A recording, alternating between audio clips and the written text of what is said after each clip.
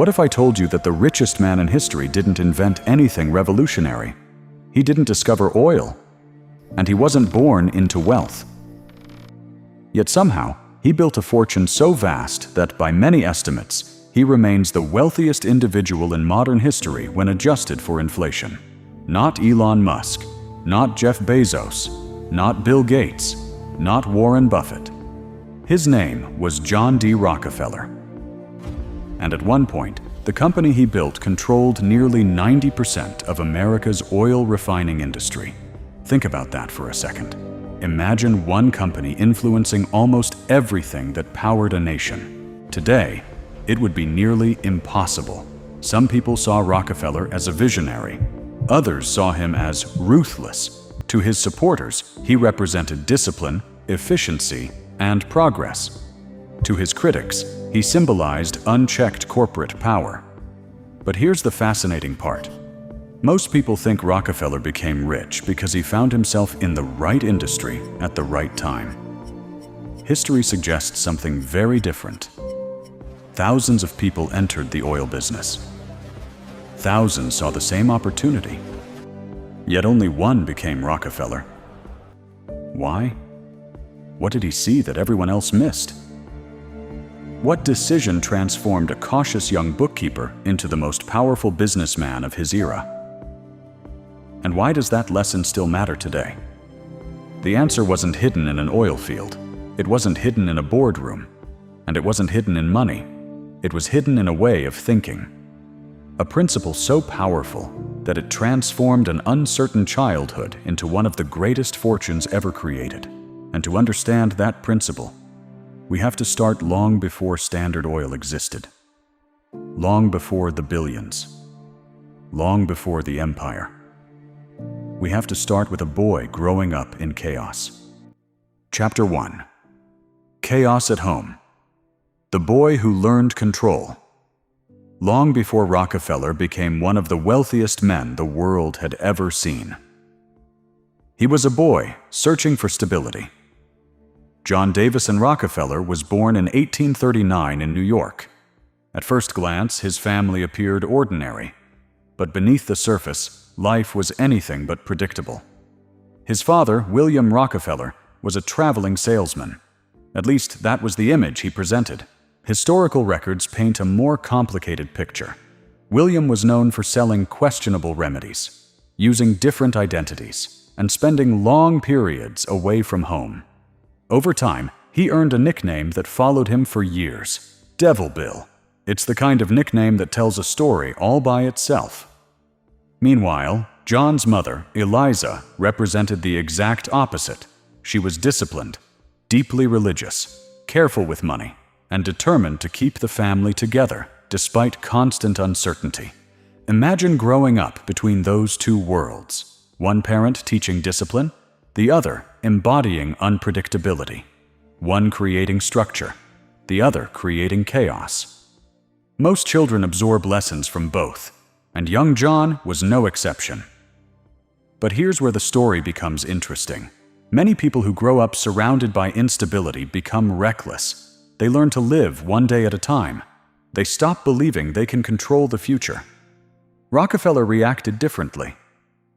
Every broken promise reinforced the same lesson.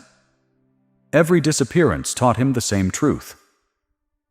If stability was going to exist in his life, he would have to create it himself.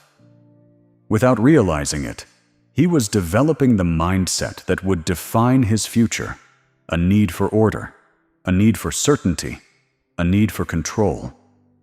Years later, these traits would help him build one of the most powerful business organizations in history. But at the time, nobody could have seen that future. They saw only a quiet boy living in uncertain circumstances. Yet the foundation was already being built, not in an office, not in an oil refinery, but inside a household where discipline and chaos fought for influence every single day. And in the end, one of those lessons would shape the course of history. Because sometimes the experiences that challenge us the most become the source of our greatest strengths. And soon, Rockefeller's obsession with order would reveal itself in a way nobody expected. Chapter 2. The Ledger, the Habit Nobody Noticed. As a teenager, Rockefeller wasn't dreaming about becoming famous. He wasn't dreaming about building an empire. And he certainly wasn't dreaming about controlling an entire industry. Instead, he became fascinated by something most people considered incredibly boring: numbers. While other young men spent their money as quickly as they earned it, Rockefeller did something unusual. He recorded everything. Every dollar earned, every dollar spent, every debt, every transaction, every detail. At first glance, it seemed insignificant. After all, who becomes successful because they keep good records? But Rockefeller wasn't simply tracking money. He was training himself to understand it. Picture a young Rockefeller sitting under dim candlelight, a ledger open in front of him, the room quiet, his family asleep, carefully writing numbers onto a page, line after line, day after day. No applause, no recognition, no sign that these habits would one day help shape one of the greatest fortunes in history. Yet something important was happening. While others saw money as something to spend, Rockefeller was learning to see money as a system, and systems fascinated him.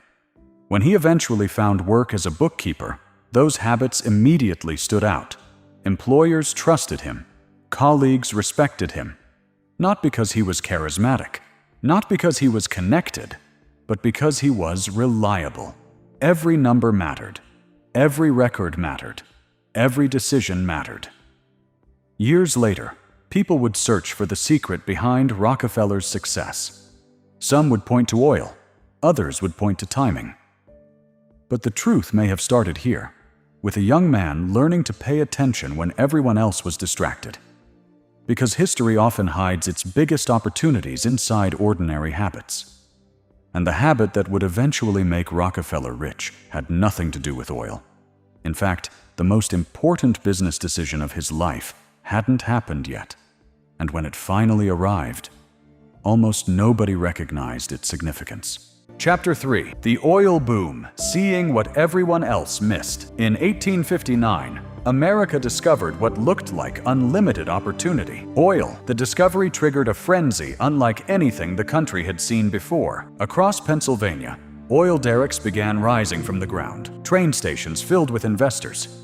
Newspapers published stories of overnight fortunes. Farmers abandoned their fields. Workers quit stable jobs. Everyone seemed to be chasing the same dream: get rich, fast. Picture the scene: mud-covered roads crowded with wagons, smoke rising from primitive refineries, speculators rushing from town to town, searching for the next opportunity. Conversations in hotels, train cars, and saloons all centered around one thing: oil. To many people, it felt as though money was literally flowing out of the ground, and when excitement reaches that level, something predictable happens. Discipline disappears. People stop asking smart questions. They stop managing risk. They stop thinking long-term. Rockefeller noticed something that most others missed. Beneath all the excitement, the industry was a mess. Prices swung wildly. Refineries operated inefficiently.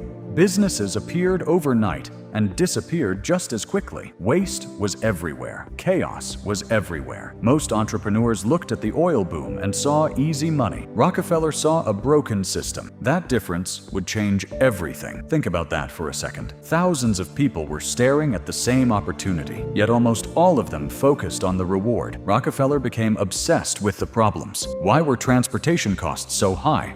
Why were refineries wasting resources? Why were successful businesses suddenly failing? The more he studied the industry, the more convinced he became that the greatest opportunity wasn't buried underground. It was hidden inside inefficiency. That realization led him into the oil refining business through a small partnership. At the time, it seemed like an ordinary decision, one of thousands being made during the oil boom. But years later, historians would look back and recognize it as one of the most important business decisions of the 19th century, because while everyone else was chasing oil, Rockefeller was quietly building the mindset that would allow him to control the industry itself. And soon, he would discover a strategy so powerful that competitors wouldn't understand its true danger until it was already too late. Chapter 4. The Hidden Strategy. The Power of Small Advantages. Most people imagine that great fortunes are built through dramatic moments, a brilliant invention, a risky gamble, a single decision that changes everything. Rockefeller's story was different.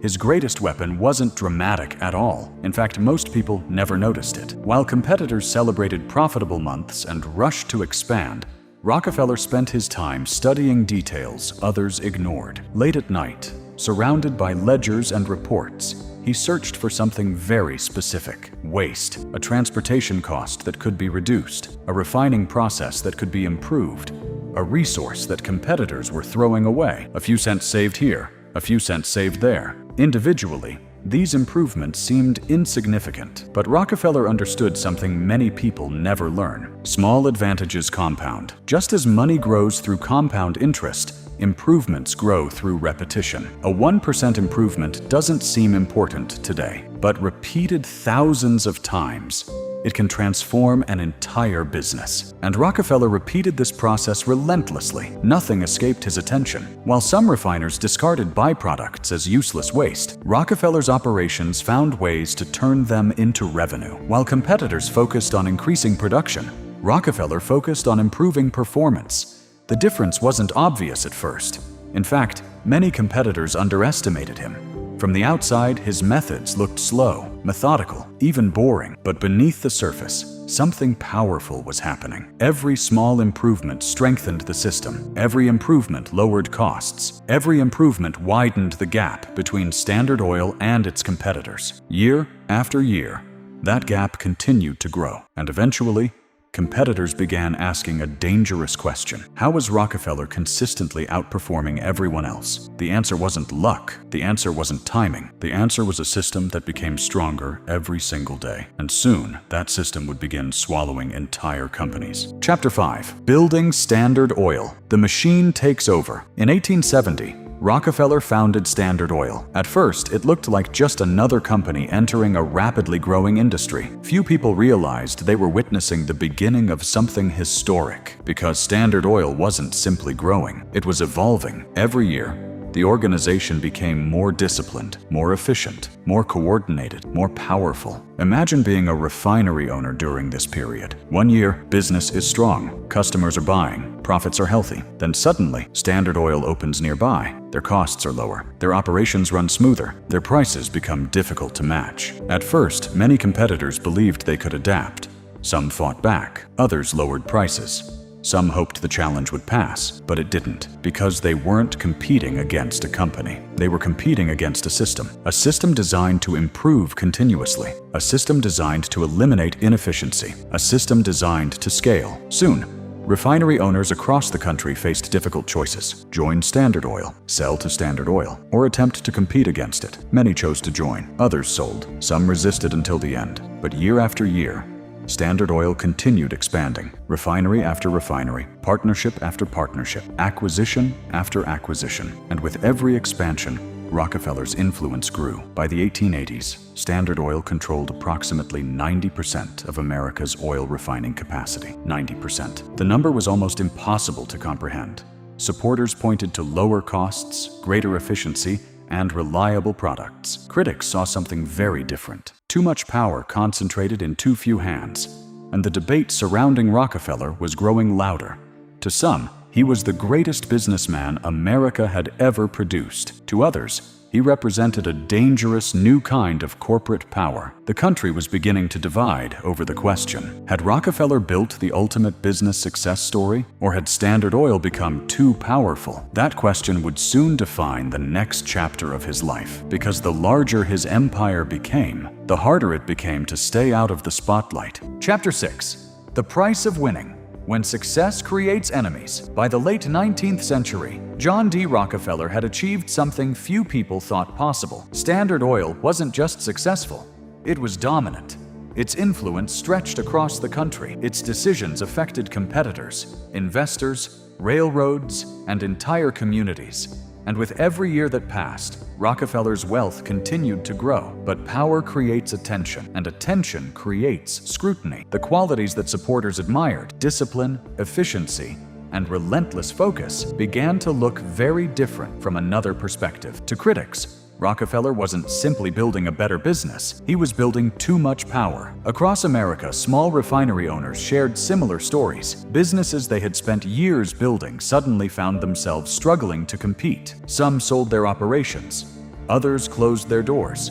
Many blamed Standard Oil. Whether Rockefeller saw himself as a builder or not, an increasing number of people saw him as a threat. And then came a woman who would challenge one of the most powerful men in America. Her name was Ida Tarbell. Unlike many critics, Tarbell wasn't interested in rumors. She wanted evidence. Years earlier, her father's business had been affected by Standard Oil's rise. Now, as a journalist working for McClure's magazine, she began investigating the company. What started as research became a years-long examination of Rockefeller's empire. Picture the scene: stacks of documents covering a desk, interview notes, old contracts, former employees sharing their stories, page after page of evidence being assembled piece by piece. Tarbell wasn't fighting Rockefeller in a courtroom. She was fighting him in the court of public opinion. And public opinion can be far more difficult to control. When her findings were published, readers across the country paid attention. The image of Rockefeller began to change. To supporters,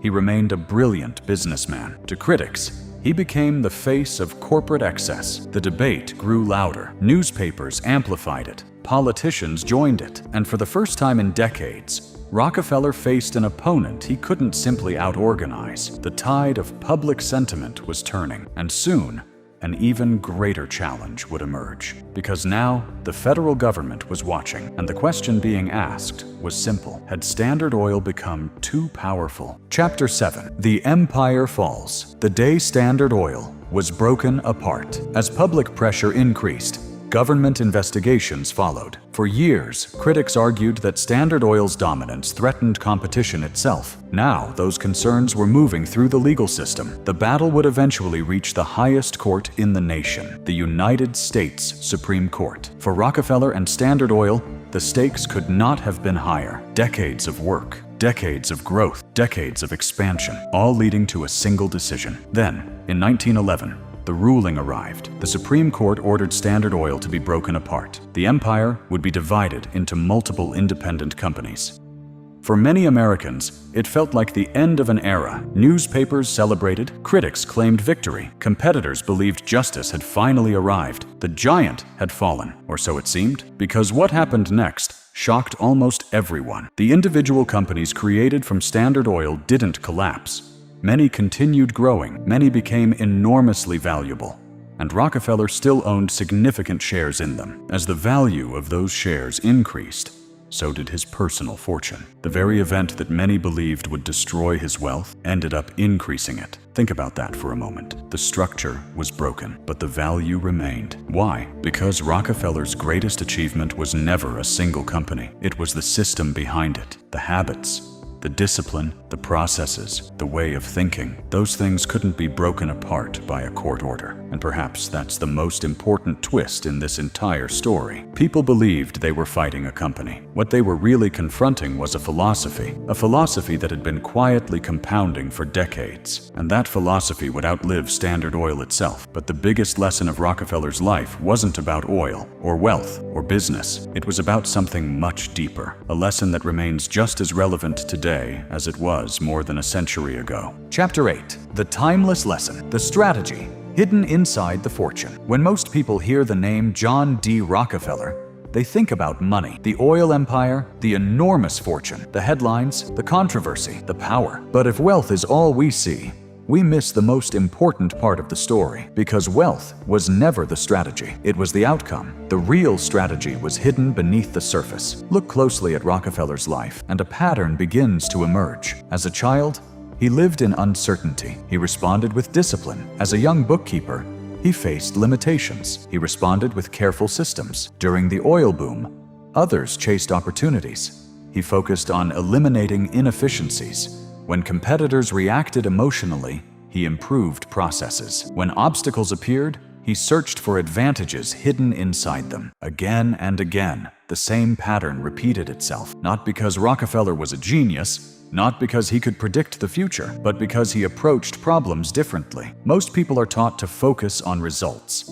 Rockefeller focused on inputs. Most people become obsessed with outcomes. Rockefeller became obsessed with systems, and that distinction changed everything. Think about how most people pursue success today.